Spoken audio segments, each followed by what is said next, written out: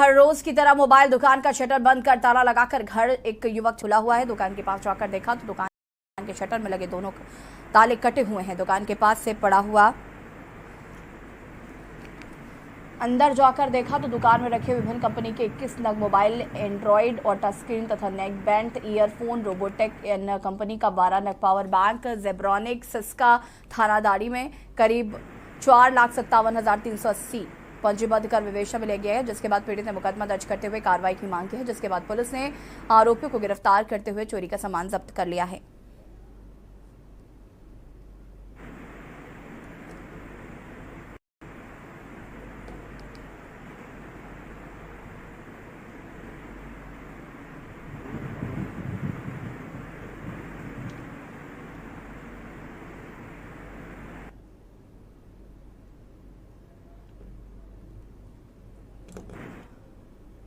जिले में एकमात्र 50 बिस्तर शिशु अस्पताल में एक भी शिशु रोग विशेषज्ञ नहीं है। वहीं सालों से बंद पड़ा एक्सरे ब्लड बैंक भी अब तक शुरू नहीं हो पा रहा है। वहीं सौर ऊर्जा व जनरेटर भी नहीं काम कर रहे हैं। कुछ दिन पूर्व ही विद्युत गुल होने से अंधेरे व गर्मी में मरीज लेटे हुए थे। राज्य सरकार के आदेश का पालन नहीं हो रहा है। 14 में से 8 डॉक्टर ही हैं ड्यूटी पर, 6 डॉक्टरों की व्यवस्था में है ड्यूटी। ऐसे में कैसे सुव्यवस्थित स्वास्थ्य विभाग संचालित होगा।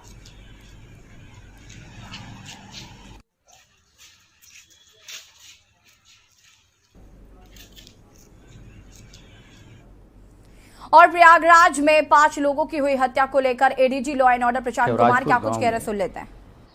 आज सुबह ये सूचना मिली कि 5 लोगों की हत्या हुई है। इस पे तत्काल मौके पे वहाँ के वरिष्ठ अधिकारी, एसएसपी और आईजी मौके पर गए हैं। एडीजी भी मौके के पास मौजूद हैं। प्रथम दृष्टया इस पे जो डेड बॉडी है उस पे धारदार चोट के निशान हैं तथा उनके एक घर में आग भी लगी हुई है, जिसको तत्काल फायर सर्विस ने बुझाया है। वहाँ से जो एसएसपी ने मीडिया को ब्रीफ किया है तथा मुख्यालय पे सूचना दी है, उसके हिसाब से सभी पहलुओं पे विचार हो रहा है कि ये घटना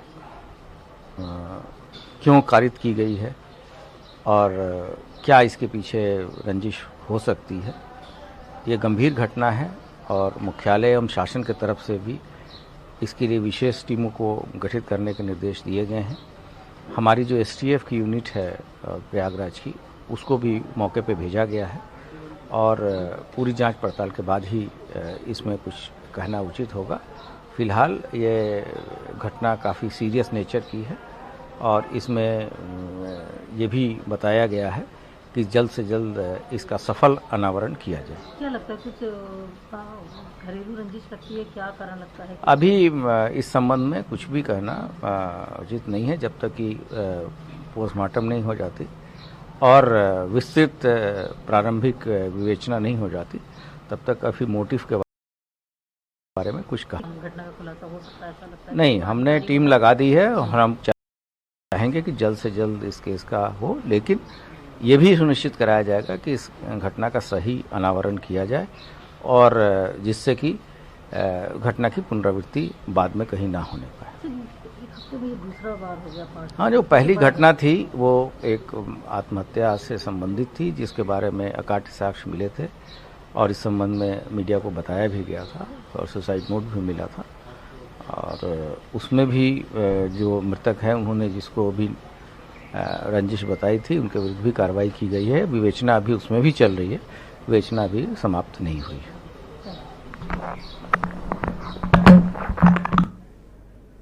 और यहाँ पर प्रशांत कुमार को सुन रहे थे आप। दोनों ने कहा कि जांच लगातार जारी है और विवेचना लगातार की जा रही है, उसके बाद ही निर्णय लिया जाएगा। केंद्रीय मंत्री नितिन गडकरी ने पंडित जवाहरलाल नेहरू ऑडिटोरियम में आयोजित कार्यक्रम में मुख्यमंत्री भूपेश बघेल से पेट्रोल की जगह एथनॉल पंप शुरू करने का आग्रह किया है। साथ ही उन्होंने धान से एथनॉल बनाने के प्रस्ताव भेजने को भी कहा है। इसको लेकर मुख्यमंत्री भूपेश बघेल ने कहा कि हमने सरकार बनने के दूसरे महीने केंद्र को यह प्रस्ताव भेज दिया था, 3.25 साल बाद भी केंद्र ने अनुमति नहीं दी। भारत सरकार में बैठे लोगों को समय की समझ में अंतर है। वो चाहते हैं एथनॉल पैरा भूसा से बनाएं। हमें गन्ना और मक्का के लिए अनुमति मिली, लेकिन धान से एथनॉल बनाने की अनुमति नहीं दे रहे। सीएम बघेल ने कहा कि धान के एथनॉल का रेट तय होना चाहिए। अभी तक केंद्र सरकार ने तय नहीं किया है। केंद्र कनकी चावल की अनुमति देने की बात करती है, लेकिन ऐसे किसान, राज्य सरकार और केंद्र सरकार तीनों का नुकसान है।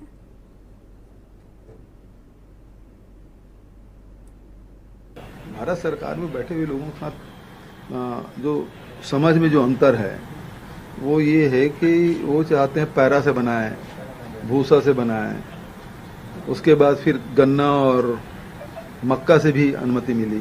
तो गन्ना और मक्का का हमारा एथनॉल प्लांट लग रहा है, मक्का का कोंडागांव में और गन्ना से कमारधाम में। कौन सा प्रस्ताव भेजा? कल तो गडकरी जी ने कहा है कि इथेनॉल की तरफ जो है वो राज्य सरकार जाए, उसकी आय बढ़ेगी, किसान जो है वो अन्न उत्पादन के साथ में जो है ऊर्जा का उत्पादक भी बनेगा। कहाँ है ये? आप जाइए ना, उसके पंप खोलने के परमिशन मांगिए ना। केवल इनके जितने जो भ्रम है फैलाने के जो तरीके हैं वो कल जो है नितिन गडकरी जी ने उस सब पे विराम लगा दी। सड़क निर्माण के लिए अधिग्रहित की गई जमीन का मुआवजा नहीं मिलने से नाराज सैकड़ों किसानों ने योगेश तिवारी के नेतृत्व में कलेक्टर को ज्ञापन सौंपा। इस दौरान किसान नेता ने कलेक्टर को बताया कि ग्राम जंगनिया से ग्राम संडे स्थित माता मंदिर तक मार्ग निर्माण के लिए किसानों द्वारा 20 फीट चौड़ाई की कृषि भूमि देने की सहमति प्रदान की गई थी, जहां किसानों ने मुआवजा राशि नहीं लेने की बात कही थी। ग्राम जंगनिया के पूर्व सरपंच जखराखन साहू द्वारा गांव के किसानों को अपनी बातों में उलझाकर 15 फीट रोड बनने का आश्वासन देकर 3 साल पहले किसानों से हस्ताक्षर लिया गया था, जबकि सड़क और अधिक चौड़ी बनने से किसानों से अतिरिक्त जमीन ली जा रही है, जिसके एवज में किसान मुआवजे की मांग कर रहे हैं। इस पर कलेक्टर ने तुरंत निर्माण एजेंसी लोक निर्माण विभाग के कार्यपालन अभियंता निर्मल सिंह से फोन पर चर्चा कर जानकारी ली। उन्होंने कार्यपालन अभियंता को प्रभावित किसानों के मुआवजा प्रकरण बनवाने के निर्देश दिए ताकि किसानों को शीघ्र मुआवजा भुगतान कर सकें। उसमें बहुत सारे किसान आए थे 40-50। उनका कहना है कि मुआवजे के बिना काम चालू कर लिया है। तो मैंने ये लोगों से बात किया है, उनको बुला लूँगा और उसमें कुछ प्रावधान भी रखा है लैंड एक्विजिशन के लिए। हम चाहेंगे कि उनका लैंड एक्विजिशन का पूरा का पूरा मुआवजा मिले। मैं संडी में जो सिद्धि मंदिर है उसके आसपास के किसान मेरे साथ आए हुए हैं। सिद्धि मंदिर हमारे छत्तीसगढ़ का आस्था का केंद्र है, माता जी का मंदिर है। हम लोग बहुत उनका पूजा अर्चना करते हैं, उनके आशीर्वाद से ही यहाँ सब मंगल हम लोग हैं, मंगलमय माहौल है। और ये लोग चाहते हैं वहाँ विकास कार्य हो रहा है, विकास होना भी चाहिए। रोड रास्ते पहले नहीं थे, रोड रास्ते बनाए जा रहे हैं और रोड रास्ता में लोग समर्थन है। तो जो भी वहाँ रोड पीडब्ल्यूडी द्वारा जो बनाई जा रही है 10 फीट ये लोग स्वेच्छा से जमीन मंदिर के ट्रस्ट को रोड जो बनाया जा रहा है उसमें देने के लिए तैयार है पीडब्ल्यूडी को। लेकिन कहीं कहीं ज्यादा जमीन ले रहे हैं। छोटे छोटे किसान हैं जिनके पास आधा एकड़ 1 एकड़ जमीन है, वो चाहते हैं कम से कम उनको मुआवजा मिले। पहले जो भी उसके पहले जो भी पटवारी अटवारी जो भी पूर्व में जो सरपंच वरपंच थे, ये लोग सहमति पत्र जो भी साइन कराए, इनका कहना है कि हम लोग वो साइन नहीं किए। 10 फीट की बात हुई है, 10 फीट हम लोग उसमें रोड देने के लिए तैयार हैं। कोरबा जिले में सड़क दुर्घटना थमने का नाम नहीं ले रही है। शुक्रवार की सुबह बालको रिंग रोड पुराना रजा चौक के पास दर्दनाक हादसा हुआ, जिसमें ट्रेलर और HF डीलक्स में जोरदार भिड़ंत हो गई, जिसमें बाइक सवार 3 व्यक्तियों को गंभीर चोटें आई। बताया जा रहा है कि बाइक सवार 3 युवक शादी समारोह से वापस लौट रहे थे, जिनकी हालत गंभीर में होने पर एम्बुलेंस की मदद से जिला चिकित्सालय में इलाज के लिए भर्ती कराया गया। स्थानीय लोगों द्वारा मौके पर पहुंचकर चक्का जाम किया जा रहा है। खबर लिखे जाने तक मौके पर पुलिस प्रशासन टीम मौके पर मौजूद रही।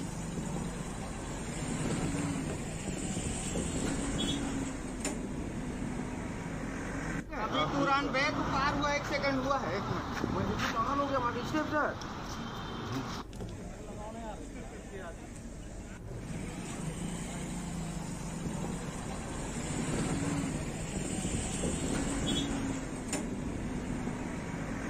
अभी तुरंत बैग पार हुआ 1 सेकंड हुआ है। 1 मिनट मुझे तो कहां हो गया।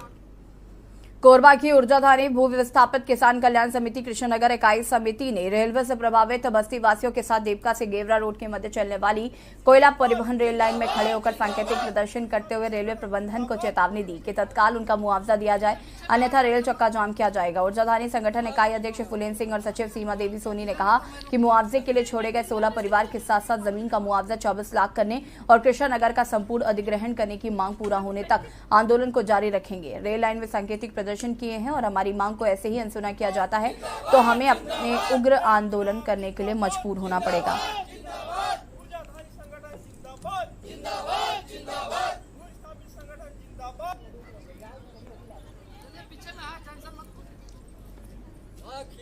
कृष्णा नगर जो रेल कॉरिडोर यहाँ से गुजर रही है वहाँ पे लगभग 16 परिवार, उससे ज़्यादा परिवार यहाँ पे प्रभावित हुए। लगभग 19 दिनों से यहाँ भीषण गर्मी में आंदोलन कर रहे हैं। अपनी मांग है कि सभी परिवारों को जो निर्धारित मुआवजा है उनको उपलब्ध कराए करके, और इस भीषण गर्मी में अभी तक रेल प्रबंधन या जिला प्रशासन की तरफ से किसी प्रकार की पहल नहीं की गई है।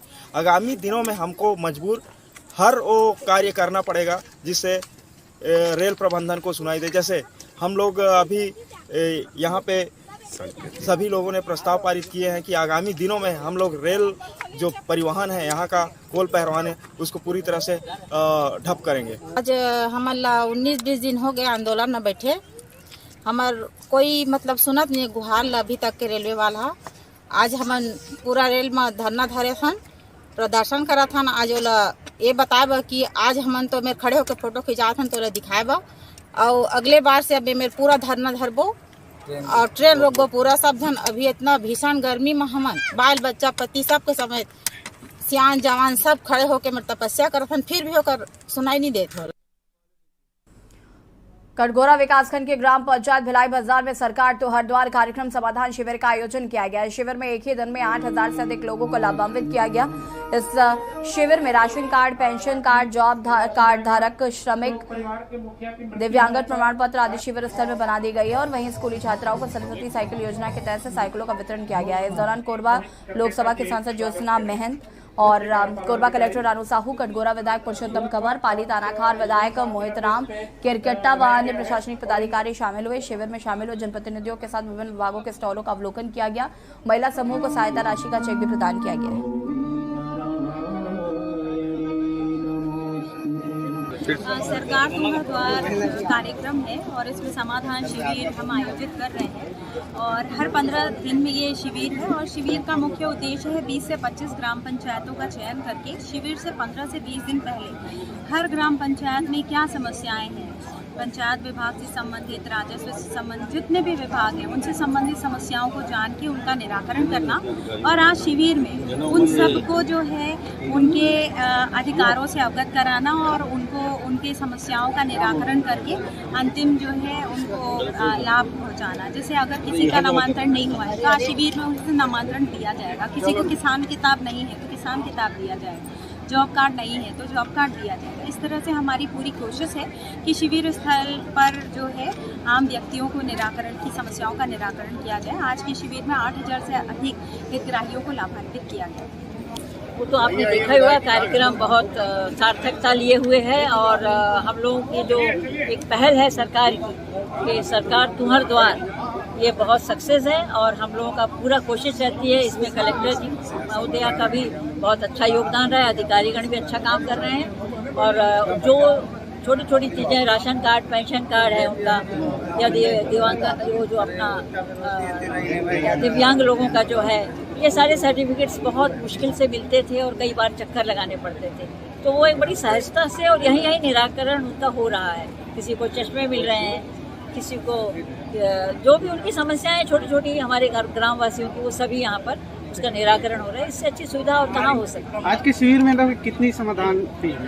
अभी तो मेरे को जो जानकारी है 8000 से ज़्यादा का हुआ है। और जितने अभी क्या होता है भैया कि लोग गाँव वाले आगे नहीं आते हैं, इसमें उनको भी थोड़ी जागरूकता लानी पड़ेगी, वो आएँ और यहाँ पर बोलें। खबर कोरबा से, जहां 4 साल के मासूम अंशु की निर्मम हत्या की घटना से भड़के स्थानीय लोगों ने बुधवारी बाईपास सड़क पर चक्का जाम कर दिया। परिजन मासूम के शव को सड़क पर रखकर प्रदर्शन कर रहे हैं। परिजनों का आरोप है कि आरोपी लड़के का परिवार आपराधिक प्रवृत्ति का है। आरोपी के पिता ने मृतक अंशु के परिजनों को जान से मारने की धमकी दी है। प्रदर्शनकारियों ने आरोपी के पिता पर कार्रवाई करने के साथ ही उसके परिवार को बस्ती से हटाने की मांग करते हुए बुधवार बाईपास सड़क पर धरने पर बैठ गए हैं और जमकर नारेबाजी की। सड़क के बीचों बीच वाहन खड़ी कर रास्ता ब्लॉक कर दिया गया है। सूचना मिलने पर पुलिस मौके पर पहुंची, प्रदर्शनकारियों को समझाइश देने का प्रयास करती रही। कल कुआं भट्टा के पास रात्रि के समय एक बालक का शव मिला था। तो प्रकरण में विवेचना के दौरान जिस अपचारी बालक का नाम सामने आया है घटना करने के संबंध में, उसके परिजनों को कुआं भट्टा से हटाने को लेकर के मृतक के परिजनों द्वारा यहाँ पर चक्का जाम किया गया था, जिसे कुछ ही देर में तत्काल वहाँ से हटा करके उनको समझाइश। और एसीएस होम अवनीश अवस्थी क्या कुछ कह रहे सुन लेते हैं। वो सामने क्राइम करते हैं, कई बार जो है गैंग के रूप में करते हैं, सामने नहीं आते हैं। तो अगर उनकी वित्तीय जो भी उनके साधन है, जो अवैध अर्जित संपत्ति है, उस पर अगर प्रभाव डाला जाता है और उसको कुर्क किया जाता है, गैंगस्टर एक्ट की कार्रवाई 1986 से चल रही थी। हर साल मात्र 20 करोड़ रुपए की संपत्ति कुर्क होती थी, अब 1000 करोड़ से अधिक की संपत्ति कुर्क हो रही, तो उसका प्रभाव पड़ रहा है। क्योंकि जब वित्तीय स्रोत किसी भी क्रिमिनल के उन पर चोट किया जाएगा, उनके परिवार के लोग जो इलीगल संपत्ति अर्जित किए कार्रवाई की जाएगी, तो उसका प्रभाव पड़ता है।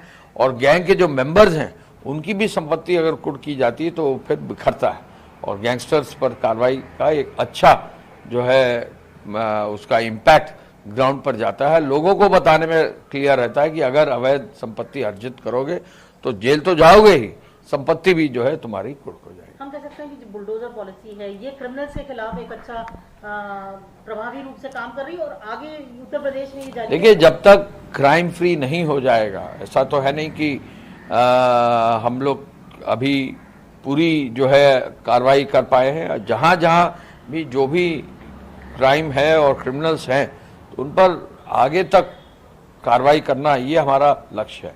एक और लक्ष्य मुख्यमंत्री जी ने दिया है कि जो भी माफिया, गुंडे, बदमाश, इनकी क्रिमिनल हिस्ट्री 30 से 40 मुकदमे, लेकिन कन्विक्शन एक में भी नहीं, ऐसा भी देखा गया। तो अब इस बात पर भी बहुत बल दिया गया। हालांकि उत्तर प्रदेश महिलाओं और बच्चों के कन्विक्शन रेट में पूरे देश में हाईएस्ट स्थान पर है, लेकिन ये जो माफिया और बदमाश है, इन पर जो कन्विक्शन भी हो, इसका भी एक लक्ष्य दिया गया है, जिससे कि इन पर और अधिक प्रभाव पड़ सके। एक बार कन्विक्शन हो जाएगा तो उसका भी फर्क पड़ता है। कबीरधाम जिले के एक बड़ा हिस्सा वनांचल व पहाड़ों से घिरा हुआ है, जहां विशेष पिछड़ी बैगा जनजाति, जो कि राष्ट्रपति के दत्तक पुत्र कहे जाने वाले लोग निवासरत हैं। ऐसा ही एक ग्राम बासा टोला है। यहाँ गांव के चारों ओर पहाड़ व जंगल से घिरा हुआ है। यहाँ तक जाने के लिए कोई पक्का सड़क नहीं है। बरसात के 4 माह इस गांव तक पहुंचना आसान नहीं रहता। लगभग 20 परिवार वाले इस गाँव के बैगा आदिवासी आज भी मूलभूत समस्याओं से जूझ रहे हैं। गाँव के हालात ये हैं कि गर्मी के दिनों में तो यहाँ मेहमान तक आना पसंद नहीं करते, क्योंकि गाँव से लगभग 500 मीटर दूर पहाड़ से नीचे उतरकर पानी लाना होता है। हालांकि जिला प्रशासन द्वारा बार बार बोर भी करवाया गया, लेकिन बोर सफल नहीं हुआ। यहाँ समस्या वर्षों से चल रही है। महिलाएं छोटे छोटे बच्चों के कमर में बांधकर पानी लाने को मजबूर हैं। वहीं स्वास्थ्य क्षेत्र की दूसरी बड़ी समस्या है। यहाँ महीने में एक आध बार ही स्वास्थ्य कार्यकर्ता पहुँचते हैं। ऐसे में बैगा आदिवासी परिवार आज इलाज के 10 से 15 किलोमीटर तक दूरी तय करते हैं, तब कहीं इलाज संभव है। बेसिकली जहाँ जहाँ पे सड़क की समस्याएं थी, हम लोगों ने पिछले बार जब आप लोगों ने अवगत कराया था पंडरिया एरिया का, उस समय हम लोगों ने पूरे वनांचल एरिया के जितने भी गांव जहाँ पर पहुँच के लिए सड़क की समस्या है, उनका एक पूरी प्रस्ताव बना के सुगम सड़क योजना में सम्मिलित करने के लिए पूरे जिले में जहाँ जहाँ पे ऐसी समस्या उनको भेजा हुआ है जी। और जहाँ जहाँ पे अभी आप लोगों ने देखा ही है कि पिछले बार 8 करोड़ के आसपास की कार्य नवीन शाला भवन के लिए स्वीकृत किए गए थे जी। तो जहाँ जहाँ पे अति आवश्यकता ज़्यादा पड़ रही है, वहाँ पर किसी प्राथमिकता के आधार पर वहाँ पे स्वीकृत किए जा रहे हैं। खबर राजनाथ गांव से, जहां जिले के खैरागढ़ जैन परिवार में कार में आग लगने से एक ही परिवार के 5 लोगों की जलकर मौत हो गई। वहीं खैरागढ़ निवासी कोचर परिवार बालौद से शादी अटेंड करके लौट रहे थे, तभी यह हादसा हुआ। ठेलकाडिया थाना अंतर्गत ग्राम सिंगारपुर में बीती रात राजनाथ गांव खैरागढ़ रोड पर ठेलकाडिया थाना अंतर्गत ग्राम सिंगारपुर में कार से आग लगने से 5 लोगों की जलकर मृत्यु हो गई।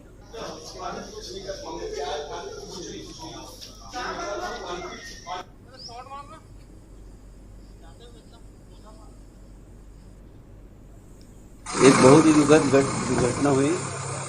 सुभाष जी कोचर खैरागढ़ निवासी, जो मेरे समधी हैं, वो उनका ससुराल भी बालोद है, और बालोद में वो अपने ससुराल में शादी में गए हुए थे। किनकी शादी? साले के लड़के की शादी थी। तो रात करीब वहाँ से बालोद से 12 बजे के आसपास निकले, और उनको हम लोगों ने मना भी किया कि इतनी रात में मत जाओ, पर घर सुना छोड़ के रहना भी ठीक नहीं है, आजकल ज़माना ठीक नहीं है बोल के निकले हो।